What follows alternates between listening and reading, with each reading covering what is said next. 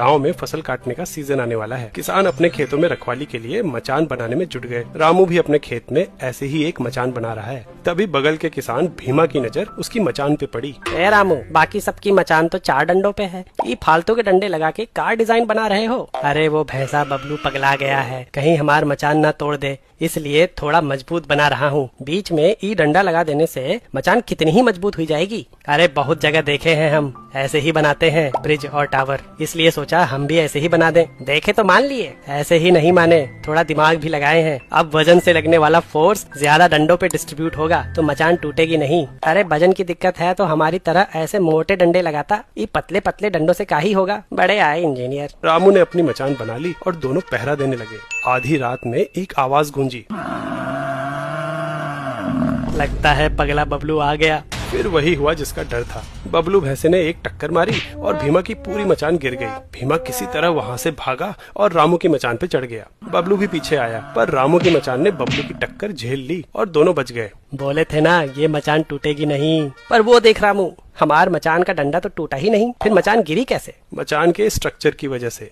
अगर किसी स्ट्रक्चर पे फोर्स लगाओ तो उसकी साइड्स डिफॉर्म होने की कोशिश करती हैं, और इस डिफॉर्मेशन की वजह से स्ट्रक्चर के जॉइंट्स और बीम्स, जो कि यहाँ लकड़ी है, एक अपोजिंग फोर्स जनरेट करते हैं। जब तक अप्लाइड फोर्स इतनी ज्यादा ना हो जाए कि जॉइंट्स या बीम्स में से कोई टूट जाए, तब तक स्ट्रक्चर स्टेबल होगा। सभी ज्योमेट्रिक शेप्स में ट्रायंगल सबसे स्टेबल स्ट्रक्चर प्रदान करता है। इसको एक उदाहरण से समझते हैं। अगर फिक्स लेंथ की साइड्स लें और इन्हें जोड़ के एक ट्रायंगल और एक स्क्वायर बना लें, तो फिक्स लेंथ के लिए ट्रायंगल तो एक ही बनेगा, लेकिन यह स्क्वायर रोम्बस में भी बदल सकता है। मतलब इसके लिए कई क्वाड्रिलेटरल शेप्स पॉसिबल हैं। अगर ट्रायंगल को डिफॉर्म करने की कोशिश करो तो जो अपोजिंग फोर्स आएगी वो इसकी साइड से आएंगी। मतलब अगर जॉइंट्स आपस में मूव करने के लिए फ्री हैं, तब भी साइड्स के टूटे बिना ट्रायंगल चेंज नहीं होगा। और इसलिए ट्रायंगुलर स्ट्रक्चर की स्ट्रेंथ इन लकड़ियों की स्ट्रेंथ पे सीधा डिपेंड करेगी। वहीं स्क्वायर शेप में ऐसा नहीं होता। एक्सटर्नल फोर्स लगने पे अगर इसके जॉइंट्स टूट के फ्री हो गए तो साइड्स की लेंथ चेंज किए बिना भी ये डिफॉर्म होके पैरेललोग्राम या रोम्बस बन जाएगा और आसानी से गिर जाएगा। मतलब यहाँ स्ट्रक्चर की स्ट्रेंथ लकड़ी के बजाय केवल जॉइंट्स की स्ट्रेंथ पे डिपेंड कर रही है, जो कि काफी कम होती है। अरे वाह रामू,